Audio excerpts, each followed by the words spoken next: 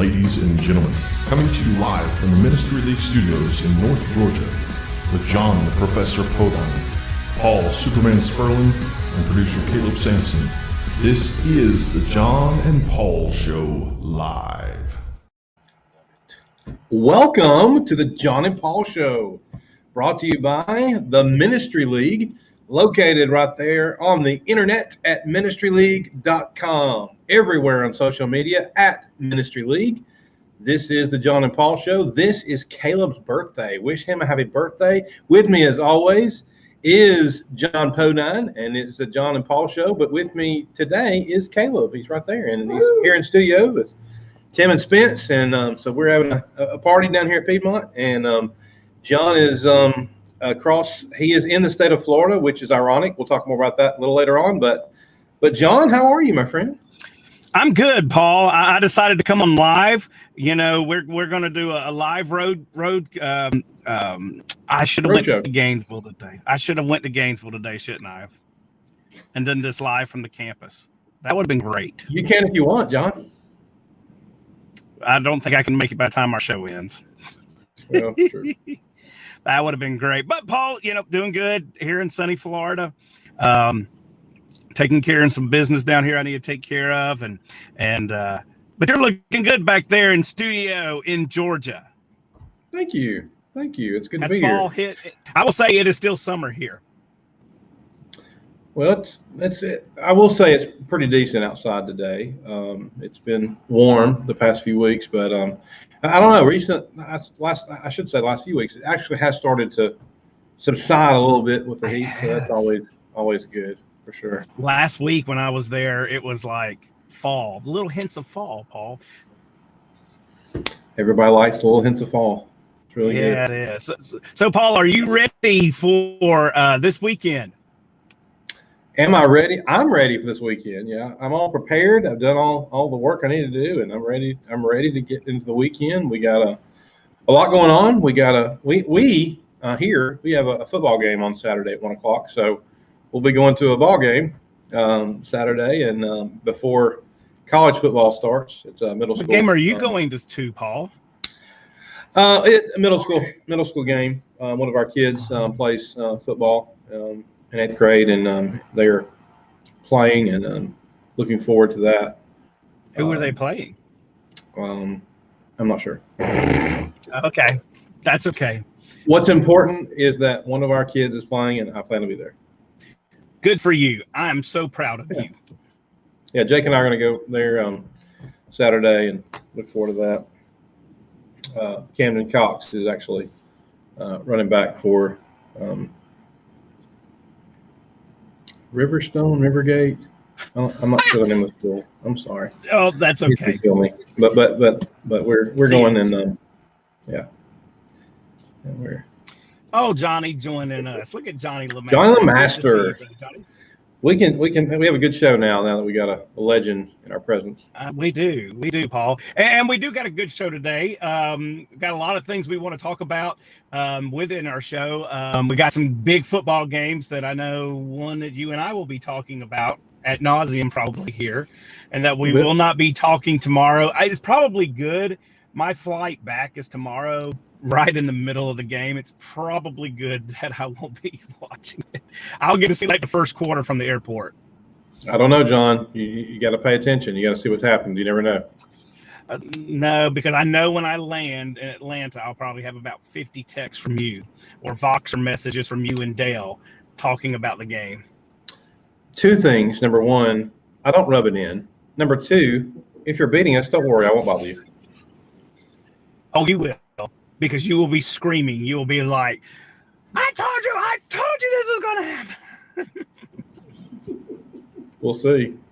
Yeah. For sure. But, Paul, before we get into games, we got some other stuff to talk about. Yeah, we do. First of all, we do want to thank, especially since they're in our presence, the LJ Church of Christ, who allows Caleb to do all the great things he does, and also the Piedmont Road Church right here where we sit, and the Calhoun Church where you work. And so them and everybody else, thanks for joining us and sponsoring us and being there for us. Couple of big things coming up. One is this December, one is next May. let's go with the May one because it's furthest away, but we need to be thinking about it now. That is the Ministry League experience. Right. Plans are being made, and we're getting closer and closer to that. Really excited about what that's going to do, bringing a lot of folks here to central part of Georgia and north central Georgia. And so we're excited about what that's going to be right here in this area. And it's cool. It's going to be neat, and excited about it. Got a lot of new faces, a lot of new people that'll be involved, and some other things. And so to all those in the league and all those that know about it, be marking your calendars and let us know. It's a great way to connect. If you're looking for a place to do mission work, or you're looking for a way to teach your kids or your adults how to better be prepared on these trips, this is the event for you. It's going to be very well to equip you towards that. So there's that. And then, of course, in December and 1 month from yesterday, opens up our registration for Exposure Youth Camp. And everybody's sending me emails and sending me messages of all kinds. Am I going to get the link? Am I going to get it? What's the deal? We're getting there. There is a newsletter from Ministry League that will be sent out that is in conjunction with Exposure Youth Camp, that if you received it last year, you'll get it this year. If you haven't gotten it, you need to sign up. Go to ministryleague.com, sign up for the newsletter. That link will be in that, probably the night of the 14th, October the 14th. So you can start registering at midnight. It's going to be exciting, Paul. We are 1 month away. I can't believe that we're 1 month away from opening registration. And that's going to be really cool to kind of see how many people come. And I know that you, in fact, saw the one email that came through, I guess it was late last night, talking about asking when registration was coming in. Yep, we get them every day. And now they're coming from Nebraska, New York State, and Florida. So we're pretty excited about it. And I will say this, and I got a text a couple of days ago asking about any kind of restrictions at exposure and that kind of thing. And I'm like, whatever I say today may be different next week. We just don't know. We do feel like that we've probably hit the peak, hopefully, of COVID, and now we're just riding down the hill. So we were hoping that things definitely it'll be different last year, hopefully more or less restrictive as last year. That's our prayer, and we're looking more towards that. So we're excited about it and looking forward to it. Absolutely. Cannot wait for us to get into that. And we'll be having a show, I assume, coming up here fairly soon here in the next couple of weeks, where we will be diving in about it more, all the speakers, all that. And definitely will be letting everybody know, because I know that's always one of our big shows that everybody likes to listen to. Yeah, the month of October, starting October, we'll start giving segments of it for a few weeks leading up to registration. And and the big question, hockey or other, we'll get into that then as well. Secret you'll have to wait to hear. That's right. Well, Paul, I know we wanted to continue our talk today about what y'all were doing with your education program and down at Piedmont Road. And I know from the last show, we had a lot of people saying, hey, I like that idea. It's different. And so we got a lot of buzz from that.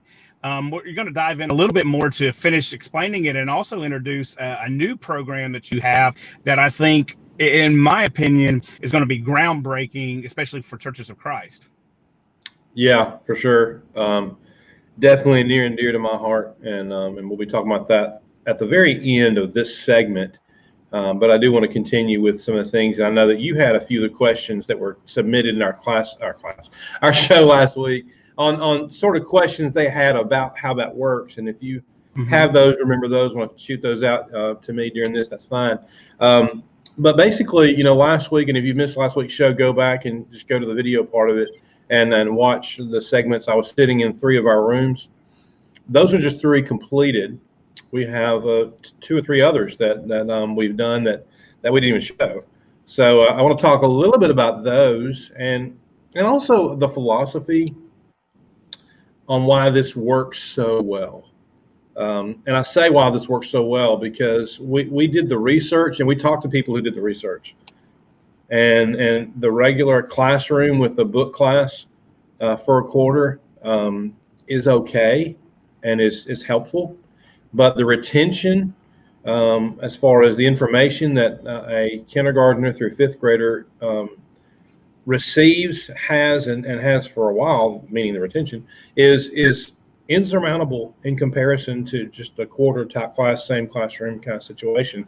We basically turn these classrooms into transformers. They move from what a classroom is to what a classroom can be, and not to go with that and continue to go with that, but it is more than meets the eye, so to speak. A little corny thing there. That was free of charge, but we since we went back to G.I. Joe days, didn't we?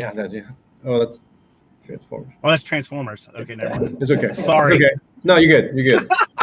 It's all Hasbro. We're all good. They're a new sponsor. Jon Paul Show. Thank goodness. So we have toys everywhere. So basically, they're functional in of what they are. Like the game room has games in it. We have Connect 4 on the wall. We have ping pong tables in the room, and you're like, oh, you're just playing games. No, we're actually teaching a story. So what happens is in the art room, the drama room that we have, we didn't even show you last week. The what else we got? The art room, the game room, and the movie room. Every teacher shares the story that we're teaching. So the first 3 weeks, we're talking about books of the Bible. So with art, games, and movies, they get 3 different ways of learning about the books of the Bible.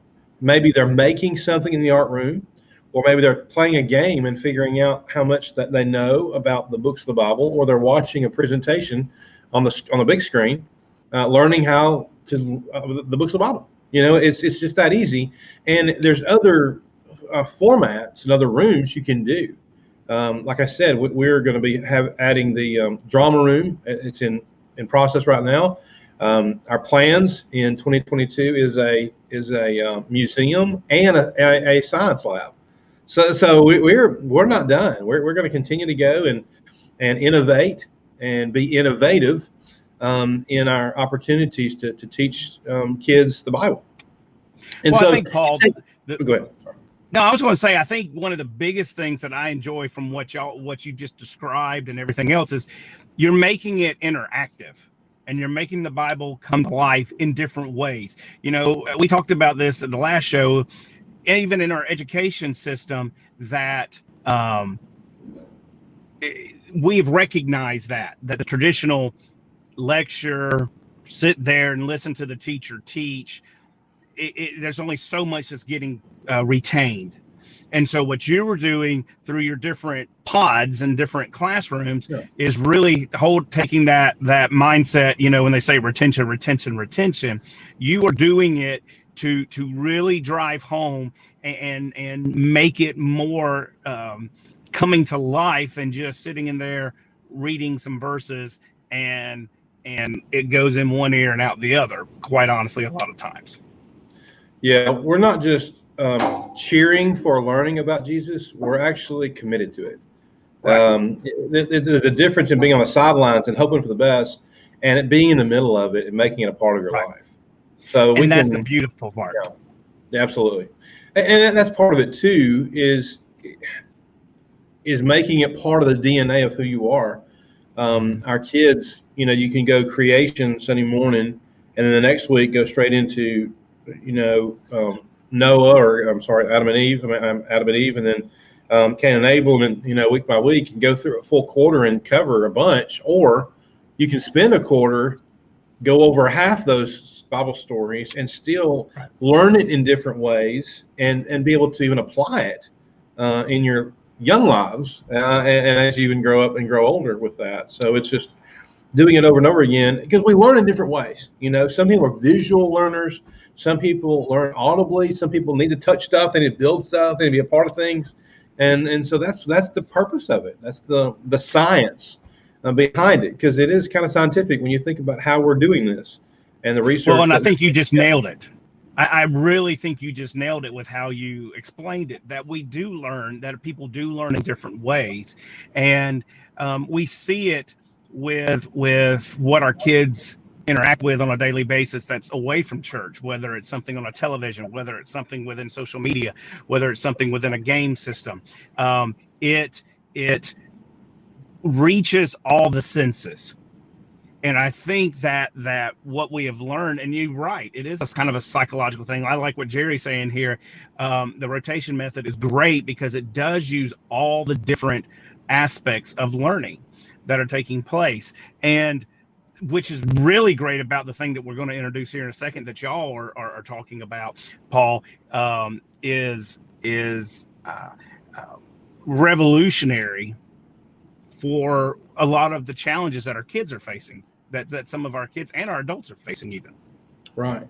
The great thing about this and what we do here and downstairs with this, and first of all, I need to take a step back and sort of thank our elders here for having that forward thinking and allowing this to happen. And talking with me in our discussions even before I was hired here was the talk of education. It's a big deal to our elders here, and it really honestly needs to be a big deal everywhere. When we talk about educating and taking the Bible, I mean, the sermons on Sundays are important, but when you really get Bible study, when you really can sit down and talk and ask questions and discuss and be a part of it, it's different. It's a different aspect. And I realize the Bible doesn't talk about Bible class, but the Bible talks about Bible study. And so we're going to study and we're going to spend that time. And it's important. And I appreciate our elders for having that forward thinking and allowing us to do something like this. That may be a little bit out of the box, but it is definitely all in the box of the doctrine of Christ and God and staying true to the Word. And that's what's important. Well, Paul, I think you just nailed what you just said. Every church that we have come across in, and this is across the spectrum of things, that is growing or vibrant and strong, has a strong education program. Not only for their kids, but all the way up through adults, has a strong education program, because you can't just get your food in a 25 to 35-minute sermon on Sunday morning. You've got to have some other things. You got to have that fellowship. You got to have that interaction with it. And I like what Sean Alex said, which Sean Alex, I need to get in touch with you anyway and got to talk about, want to talk to you about some things. But he said mission over method. And I think that's what it comes down to, is our mission to spread the gospel, to teach kids, to teach other people, has to take priority over, well, our little cookie cutter, this is how it's always been done. We've got to go this way and do it. Right. The key on this too is, and I'll make sure everyone understands this, is that we're using the same Bible we used before. Absolutely. It's the same stories, the true stories that are presented to us and given to us. And so we're just putting them in ways that it's hopefully easier to attain as far as grasping the information, but also being able to retain it and share it. That's the big thing, is that kids talk to kids about it and spread the word. Well, let me ask you something, Paul. Do you think, and your time that y'all have done this now, kicking this in, and you know of other congregations that have used it, do you think one of the hindrances that people may have, or the nervousness that people may have against it is, well, this is going to take up way more time to do this? Is it more work to do this than a traditional Bible class? And it's okay to say yes, but it is. It's a lot of work to do that. It's a lot of work to get to that point. And some people, they think, well, oh, if you do that, then you're spending so much time on this, you don't get as much done. I'm like, what finish line are you trying to reach? Right. What deadline are you trying to find? We're not going anywhere. I mean, we'll go somewhere when the Lord decides we're going somewhere, but till then, just study, and I think it's okay to take your time and take a couple of weeks to study one thing. I think that's okay. Some people do have a problem with it. Another thing people come up with, that just sounds like VBS.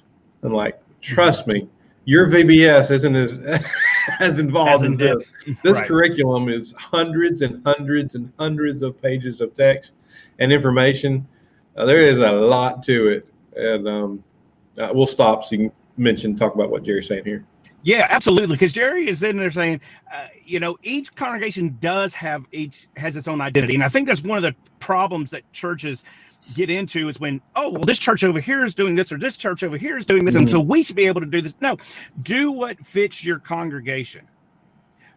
Find your identity in who you are. And as Jerry said, do what's best for your home and put it in. Put your best teachers in there to do this and utilize them. And what Paul is doing at Piedmont Road, what they're doing down there, may not be able to work.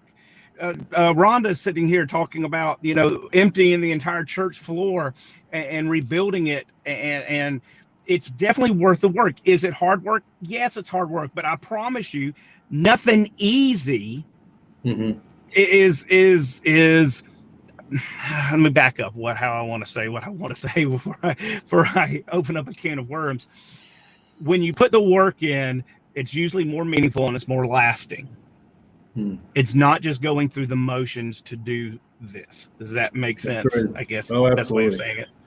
And we and I thanked our elders, but I also want to thank Josh Zarnt, who was our deacon over K5, well, actually 0 through 5th grade, and his wife Brooke, and all of our parents of that age group that allowed us and are on board with this new way of thinking and the new way of teaching, and all of our teachers. I mean, Jerry mentioned earlier about training teachers. I mean, it's important to get the right people down here. Yes. And the right people are mostly people that breathe and have a pulse, because anybody can do it. You have to have a desire to do it. And it's not that tough. You can do it different ways. We started, you can do this by teaching 3 weeks at a time, and that's fun. But we backed up a little bit. We started there and thought, you know what, let's just go the quarter, because the teacher, the material changes every 3 weeks. So they're teaching the same class 3 weeks in a row. A teacher is. And so it's less to prepare. It's less to go over, but you're still getting it and you're going to know it. You know how teachers are, whether you're teaching adults or kids. When you teach, you're going to learn more than they are. And so it's rewarding in of itself with that, but also seeing these kids. And I've talked to them. I've talked to our children. I've talked to our adults. Everyone loves what we're doing here, and it's new and different, but they're learning it, and it's something everybody gets to be a part of. There's something that Jerry said about getting the best teachers in there. I think what your program does, Paul, it allows to get other people from the traditional side of teaching. It gets other people involved to be able to use their talents instead of just sitting in the bench or in the pew.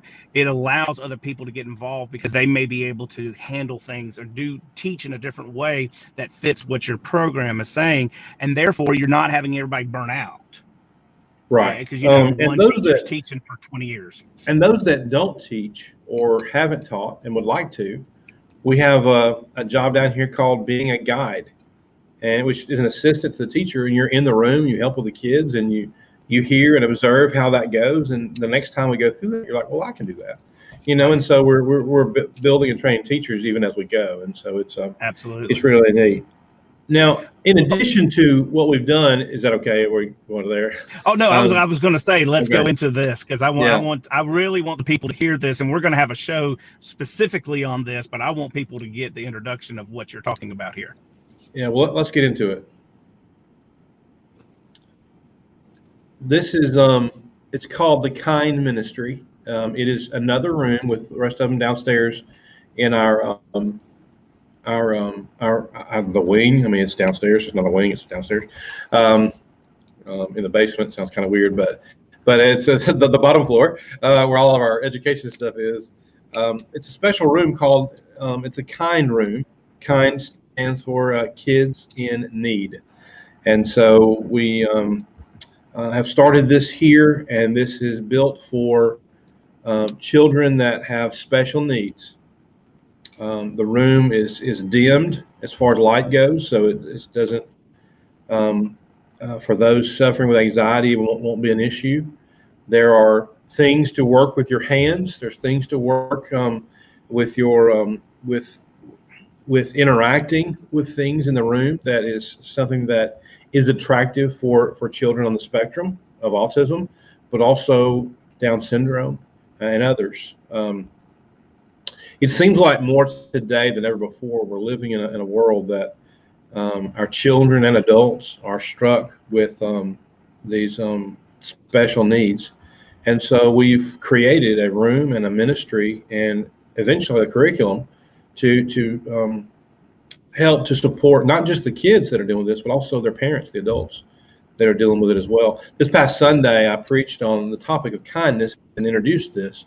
And so if you want to go back to Piedmont Road and look at that, what we talked about with the Kind Ministry, but also the sermon that goes with it, we kind of emphasized that last week. It was a good Sunday and got a lot of good response from it. I will say, and this is one of Jake's babies he wanted to see us do, because we have families here. We have families here who have children on the spectrum, and so we start with what our needs are, and then we look at what else is going on. So, John, you know this. I struggle with this a little bit, well, quite a bit, when we lived in Birmingham, in moving to Georgia, wondering what do they have? What do they have? Right. Well, obviously, Atlanta is more vast than Birmingham ever could hope to be.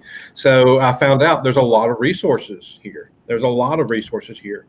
And the school systems in Georgia are prepared to take care of the children on the spectrum, but also dealing with special needs, and it just very well equipped. And so that helped us in making this decision, obviously, that our family would be benefited by it.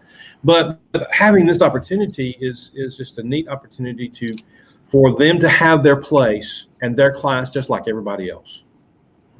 Absolutely, Paul. And I think that's one thing that I just love about what y'all are doing with this ministry, is because it is reaching out for our kids that have special needs, those that have autism or Down syndrome or have an anxiety disorder or things like this, that we are reaching those that need it, and we can't just forget about it. And especially in our culture, in our world, the last 20 years, but especially the last decade, you see more research taking place.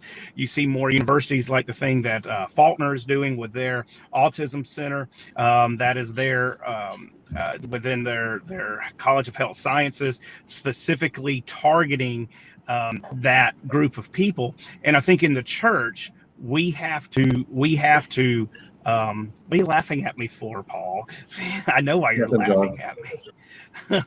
But yeah, it is. That's why I'm working on that.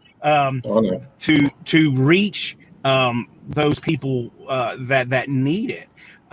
You know, one thing I think about with lads that we do with the Bartimaeus event, you know, of giving, and if anybody's ever gone to convention, to me that is the most just tear your heart out. That's it. Top of it, because, you know, seeing the young people and seeing the adults that have challenges that, quite frankly, we don't put up in our churches to lead the singing or lead the prayer or give the speeches or do anything like that, because we're protecting them. You know, I don't want to use that we're throwing them out by any means. I think we're protecting them. And so this gives something that's specifically for them. And I love what you're doing with this ministry. Well, I got to give a lot of credit to my good friend, Chad Landman, and his coworker, his buddy over there, Andrew Phillips.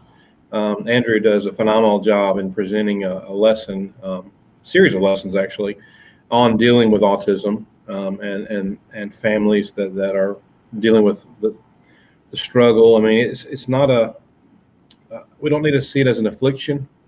It's it's a situation in life that we deal with, and he really, if you're looking for someone to speak or share information on that, obviously it's near and dear to my heart, and I'd love to share this. But he does a phenomenal job with it as well. I know he spoke at both Freed and Harding on this, and they've started and have the curriculum set up there at Graymere that allow us to do that with a room as well. There's not many congregations that do. There's not many congregations that have that, but I like the way you put that. It is a place for them, and there's a place for everyone, and that's the thing. And so our plan is to reach them in our community, because there's a lot of people who need it, and what we're finding is they don't exactly know where to go to find what they need. And so this is not just a room, but it's also resources, because we've been there. We're dealing with it, and let us help you with it. And I think, Paul, and we're going to have a show that's specifically about this. We're going to bring Chad and them on up there from Graymere, and you know, kind of have a joint show about all of this, because it is something that we can't forget. We can't, you know, everybody talks about the old thing under the Bush administration, no child left behind. Well, even in our churches, no child left behind, even if they have special needs. And quite frankly and you know this is something you have to learn to, because each child's different, to be able to reach them. And most people, especially if you're not introduced to it, don't know how to. And so what y'all are doing is kind of giving that ministry to say, hey, we got you a path, we got a plan here, and let's help you. Right. In addition to that, with this, I know Ministry League is about, and us here at Piedmont Road, we're about to start in the next, hopefully, few weeks, a new podcast about dealing with autism and special needs that will complement, hopefully, this kind ministry that we can help our community here in our area, but also anybody anywhere, because we're going to have a lot of questions, a lot of Q&A, a lot of things and resources we're going to share that's going to be really neat. Specifically, we have 3 families here who have children on the spectrum. And as you've probably heard me say this before, but this is true. If you've met one child on the spectrum for autism, you've only met that one child on the spectrum for autism, because they're all different. Right. And that's the thing, and that's what we're here for. Absolutely, Paul. And so I can't wait to talk about it. I love Jerry put up there that Kim Higginbotham has a special camp for kids for special needs. And so, awesome. And I love it. I love it that we're doing it because, like Jesus said, when you did it to the least of these, you did it to me. And we can't forget about those people that may act or talk a little bit different than we are, than other people. And so I love it. Awesome. Well, since you ended it on that, I want to have a plug here real quick. We have a guest speaker. We have a guest speaker coming to speak here Sunday night on the topic of love for the least. Oh, who's coming to speak? The Pope. The Pope? From Rome? The Pope or from the Pope from Don't do that. You just messed it up. No, don't do that. Because every member at Piedmont Road has no clue what I'm talking about now. But no, they have absolutely. They're like, "What? You're bringing the Catholic? What's happening?" So we are. Hold on, do I need to get your moving van ready? Out of here. What's up? My father-in-law. It's a long story. I don't want to get into it, but at Maywood Christian Camp, when he directed Maywood, something occurred, and he got a nickname of the Pope. And so he's Philip Hines is Stephanie's dad. I'm blessed in many ways in my life, but I'm really blessed to have a father-in-law that has just always been there for me and our family, and just one of the best preachers I've ever met, and one of my heroes. And Philip Hines. I'm at the sneak down there to hear Philip. Yeah, I'm sure he'll be here. Smart aleck to say. He's going to preach on love for the least, so it's kind of neat. I'm sure he'll have something smart aleck to say. Probably, yeah. I'll do it. And there's Rhonda saying, Rhonda, you should come up to see us sometime. I'd love to have you and Halo. that nickname fits Philip. So, yeah, it does, Caitlin. It absolutely does. Well, Paul, we'll talk more about these ministries and about what your kind ministry coming forward. But we've now reached a part of the show that we do during this time of the year, especially that gets a lot of discussion. We love our ministry talks, but we also love that we can talk about sports and have a good, clean discussion talking about sports with college football. See, look at there. Yes. Caleb was on board with that. He was right there with it. Let me just tell you something. I'm sitting here in studio. First time watching Caleb do all this. We're seeing all the background stuff that he does for us. John, we got to double his salary. I'm for it. When you give 1-0, you got to give him 2. This guy. We can triple it for all I care. There you go. I watched my lunch today, dude. I mean, he does so much stuff I didn't realize. It's just a lot of work. Yeah, thank you, birthday boy. Woo. Happy birthday to you. Yeah. So, Paul, big weekend coming up. Everybody is. Well, let me back up. We had the first weekend that was so big. Last weekend was supposed to be ho-hum. They're saying this week's supposed to be ho-hum. But last week, if it proved anything, it was not quite the ho-hum that we thought it was going to be. Well, I'm kind of tired of all the cupcake games. And I think for 2 teams, that stops this weekend. But it seems like the other 106 teams are still doing that. It's tough to find 3 games that matter. Yeah. Well, Paul, I will tell you, I'm excited. And this is one thing that does make me excited about the SEC expansion with Oklahoma and Texas. If they will depending on how they do the scheduling with the SEC, you're going to get more of these games that are bigger sooner going through. But you mean like Texas? Oh yeah, like Texas. How about Texas? I did, in fact, look. Oh, we're getting to that, Jerry. Do not worry. That will be talked about here at some point. Oh yeah. Don't worry. Podein wants to talk about FSU. Oh, I will talk about that. But yeah, Texas, the SEC shorts coming in there. Texas trying to pull their application from the SEC. And didn't we say on this show, if it happened, all the backlash that would come from that game? And Arkansas, Sam Pittman, what they're doing up there really just took Texas to woodshed. You just said it perfectly. I mean, we both picked Texas. We never would have thought Arkansas would have taken it to them like they did. But you're right. Sam Pittman is a coach, and he's getting them on the right track. I'm shocked. I mean, Sark went into a situation where there was talent, and he brought in more. And I don't know. It was crazy. I wasn't ready for that. Well, and then we had our Tennessee Pitt game. The Tennessee decided, okay, yeah, we're going to go back and do what Tennessee has been doing of late. I mean, we did. What else we got to do? We said Tennessee would win. We did our best. We talked about that. We tried. Had other Tennessee talk about that, and they just disappointed us. Is what it is. But the big game, Paul, of last week, the Florida State Texas. I mean, the massive implications across the spectrum. Nobody cares. I did. Oh, I was so excited. I know, Gator fan. I know you did. Oh, I was so excited when I saw that because, well, it was just the biggest thing that what you pull from that is Notre Dame as good as what Notre Dame says? Of course, we can say this about Alabama, Miami in a second too, but is Notre Dame as good as it says? We don't think so because they had a challenging game last week as well. But I think it still shows what we were talking about a couple of weeks ago, or at least I was talking about, is that Florida State, I think they got the right coach. It's going to take time. You're not going to flip around and where they were on the talent level and pull. You got to learn to win again. That was Florida's problem for years, of closing out the game and believing you can win. And Mackenzie Milton make fun of FSU. Mackenzie Milton came back with so much adrenaline in his first game back out since his career, as we thought, was ended on that fateful field when he broke almost everything on his lower extremities at UCF. To come back in the same state and to play and to bring them back, I was absolutely for them so much because Notre Dame is such a joke. But I don't know. I just to lose to Jacksonville State. Nothing against all of my Jacksonville State brethren because most of them are in Jacksonville for some reason.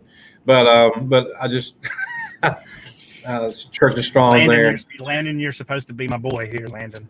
Come on. I'll take you to Buc-ee's, Landon. Yeah. No, that's good. Bribe your listeners to like your side. I will bribe my listeners. Paul, but I told you with the FSU game a couple weeks ago that it was like when Florida lost to Georgia State or Georgia Southern. This is back in not McElwain's years. It was Muschamp's years in there. That was probably our low point. Florida State, I think, probably has finally hit their low point. Now to pull up, and I think they got the right coach to do it. And Jerry's right. The transfer portal is going to adjust college football even more in the next 5 years, especially with NIL. Being a part of it with the money situation. I'm not going to even lie. Changing everything. Yes. But very much so. It kind of is what it is. I do want to mention one of the games we're not talking about today. We're going to talk about because I'm going to bring it up. Mississippi Tulane. I'm curious about how that's going to go. Yeah. Lane Kiffin makes his return from COVID.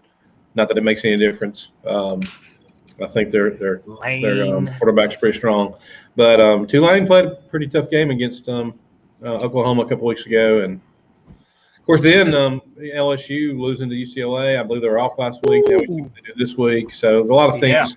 John, there's a lot of things that are still out there we just don't know about. We're still trying to figure it out. And You're correct. honestly, these 3 games, well, at least 2 of the 3 games we're going to talk about today, are going to show us who these teams are. You're going to find out a lot about, especially 4 teams today, of where they are at. Do they belong? And we'll be going. Uh-oh. Hashtag Paul Show just went solo. Yeesh. He had the games. Oh, that's nice. Okay. See you, John. All right. Luckily, I have my iPad sitting right here, and I can pull up my notes. Oh, yeah. Okay. So the 3 games that John and I were going to talk about today, the 3 games, Spence, you want to jump in here? That's good. Let's start off with the first one that many of you will probably think is a snoozer, but because I live here, it means something to some people. Because a couple of years ago, it meant something to South Carolina, and that is South Carolina Gamecocks going up against the Georgia Bulldogs. There's a lot of Carolina fans who think that they have a chance because of the early it's funny. The early showing of Georgia against Clemson, which is another good team in a terrible conference, but they are dealing with it, and I do believe that the Georgia Bulldogs, because they're home, they're in Athens. I don't think it matters where you play this game. I think the Dogs are going to destroy the Gamecocks. I don't think there'll be any feathers left in its wings. I think it's going to be a tough day for them. It's going to look bad. It's going to be embarrassing. And I would give Georgia it's another cupcake type of a game. I don't think Carolina's back at all. I know they have the new quarterback, and that they're calling it Beamer ball, but I'm sorry, folks. I'm sorry, Carolina fan. This isn't Vatek. Okay, this isn't Daddy. Okay, you're in the SEC. Okay, so it's a little different now. So Georgia wins this game. I would be shocked if they don't get in the 50s. I really think they're going to beat them by like 4 or 5 touchdowns. It's going to be sad. So that's my thoughts on the Georgia-South Carolina game. I guess all of my brethren, friends I used to have that were South Carolina fans, are no longer my friends, but that's just how I see it. I'm sad that I have to go through the next 2 games without my compadre here because okay. So Jerry thinks it's a tight game. No way. So JT, I think, has something to prove. And Stetson sure showed that he still has an arm last week. And so I just really think that JT Daniels will get out there and just going to tear it up. Really do. All right. So the next game we're going to move on to is little brother in the state of Alabama. Auburn Tigers going up to take on Penn State. It's going to be a whiteout, and it gets emotional when they do those type of games.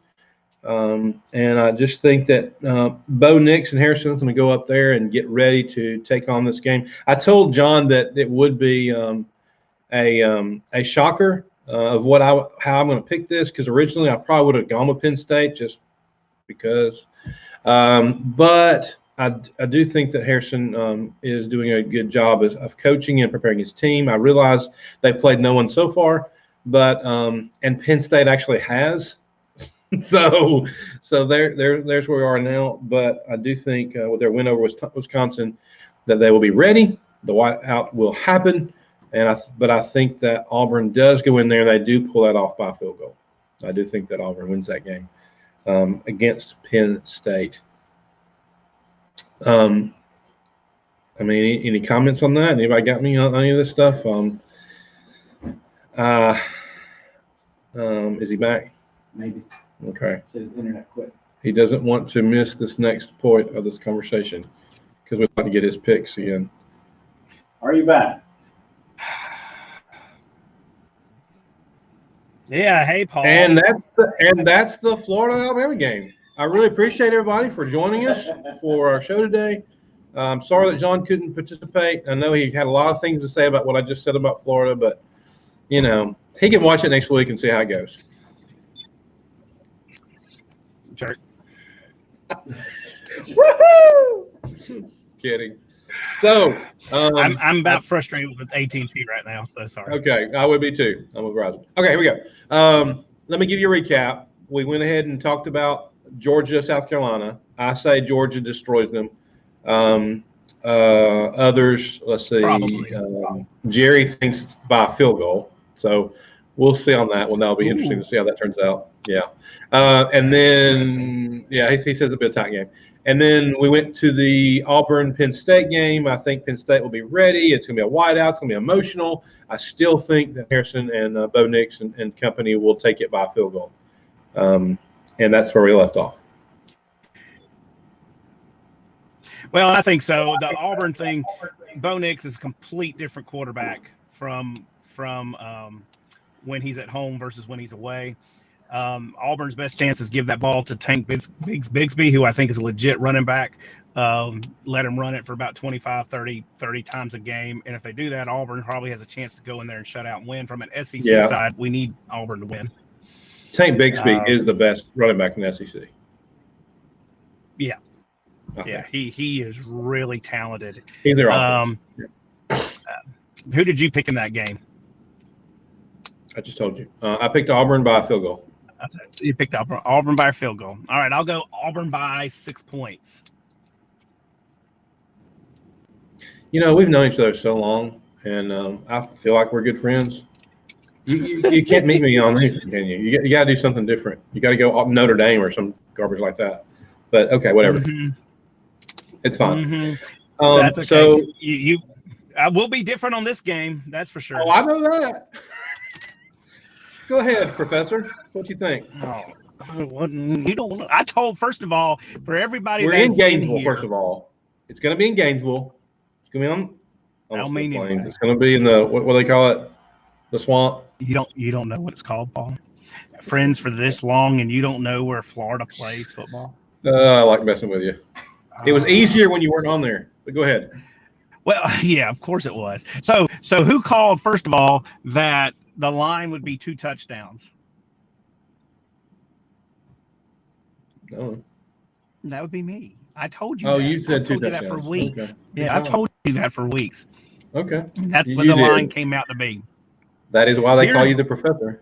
That is why. Here is what I think going in here. You got a couple of different questions, and I know you have it because you've been the one that's really been big on, like Nick Saban's rat poison thing. Frodo, stop. No. I'm getting frustrated here. Everybody in America is picking Alabama. Yes, I know, and probably rightfully so. But I like Frodo's pick, by the way. I like his numbers. Obviously, his pick, but his numbers are. I like it. I think what's interesting is and you've been saying this. It is whenever Nick Saban starts doing what he has been doing the last 2 weeks about his team and saying the things about his team, that's when every Alabama fan needs to pay attention because they're ripe for an upset at some point, because every time he does it, they come out in the next couple of weeks and lose because he sees something about his team that everybody in the media is pushing bigger and saying they're better than what they are. And I was listening to a show this week, and they put the numbers of the 2020 team stacked up against this 2021 team, and the 2020 team would have been favored by 11 points over this team, over the 2021 team. What are you laughing at me for? What you got that smirk for? I always got the smirk. I'm a happy guy. Oh, wow. Oh, I knew Jerry would do that. I mean, Jerry may be right. And Jerry, I don't think it's going to be there because I don't think Miami is not a good team. Is not a good team like we thought they were going to be. I'm like looking around. What are y'all doing? Everybody's under pain in this room. We're like, oh wait, he did that. I thought Landon was a Florida fan. Landon is a Georgia fan. That score is not going to be that big. I will say this now. I do think that the spread is going to be Alabama may cover the spread, but I think if they do, it's going to be a late touchdown at the end that's going to put it over to make it over the spread. I think it's going to be a closer game. If it rains in Gainesville, that will help Florida with the run game. And like you said, Alabama's given up touchdowns to Mercer and to Miami, and Miami is not the team that everybody expected it to be. And so I know that's why you got questions about the Alabama team. I do, and I got questions about our running game too.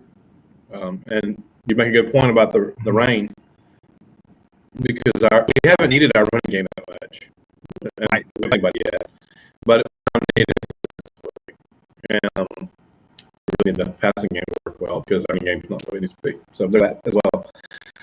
But I think I like to think that Alabama wins this game. I'll take a W. I don't care what the score is.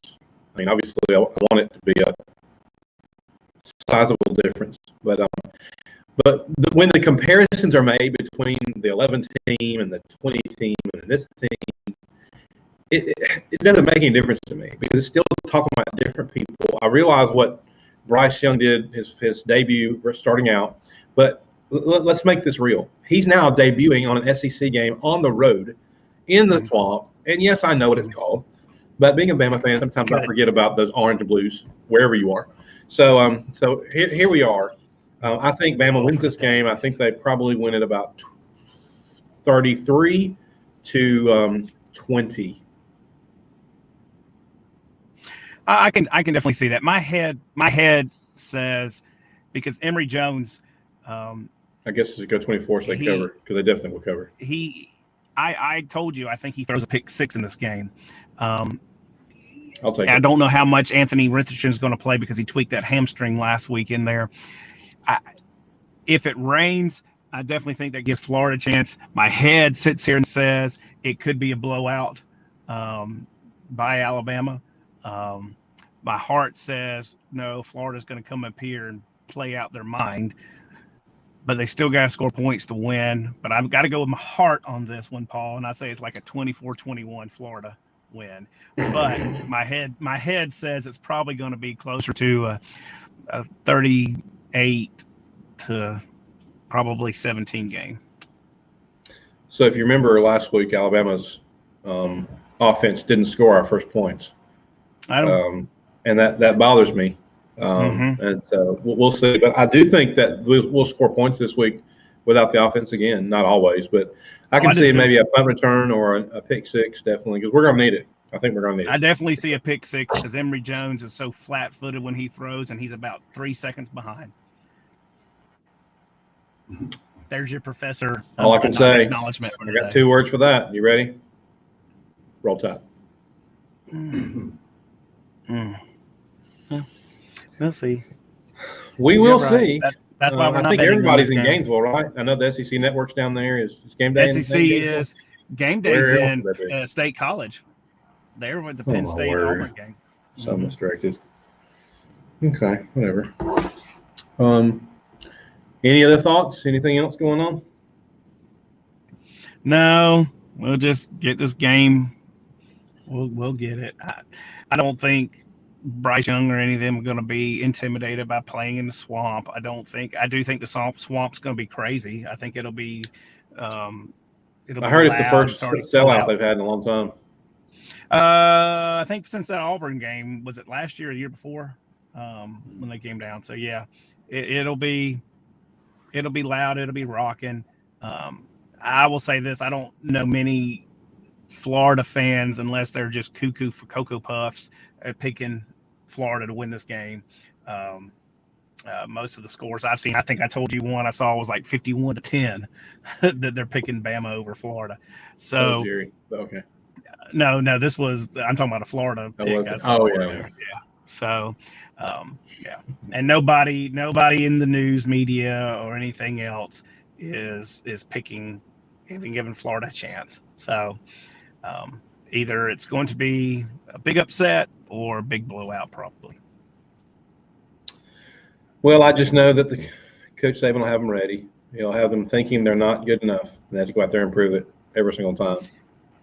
I will say that the only school that has kept Alabama to a single-digit win in the last 2 years has been the University of Florida.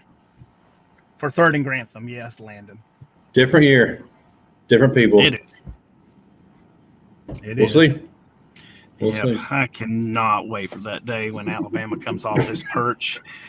I cannot wait for this day. Yeah, Steve Spurrier believes in Florida. He does. Of course he does.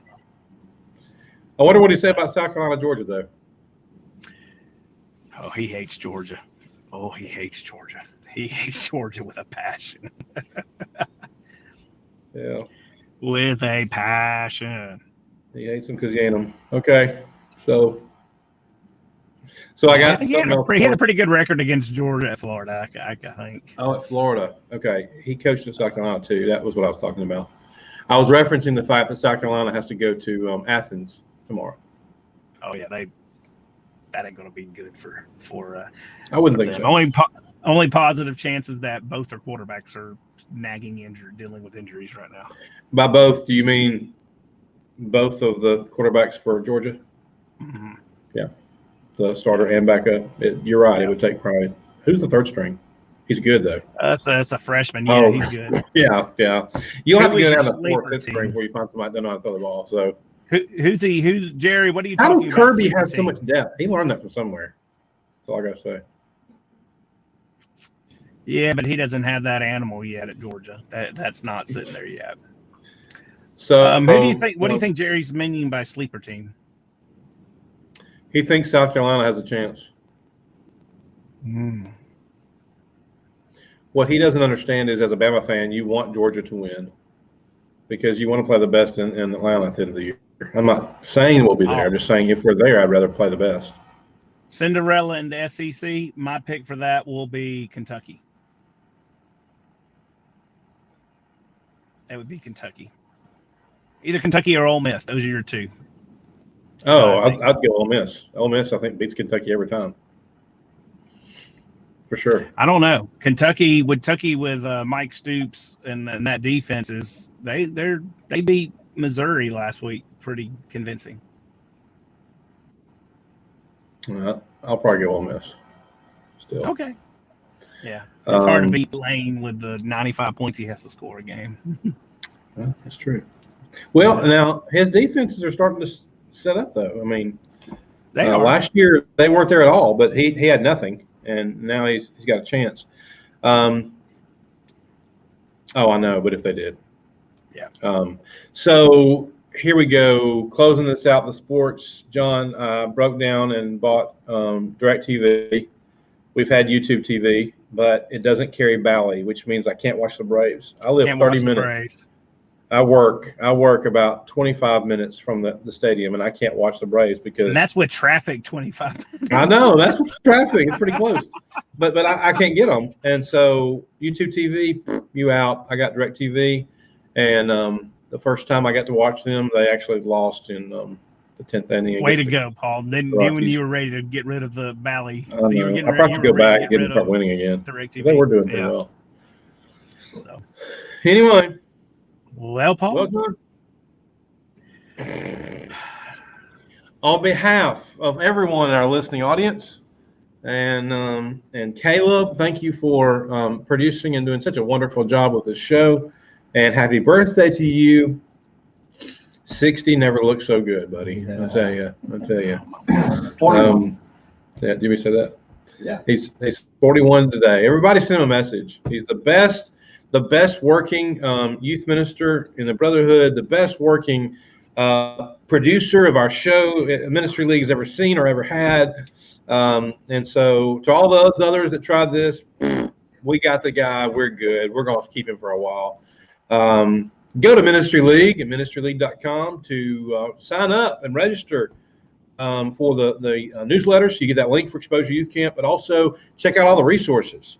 Frodo's done a wonderful job of putting those together. Tyler's done a wonderful job of updating our app, and check that out. It's all different how it works now.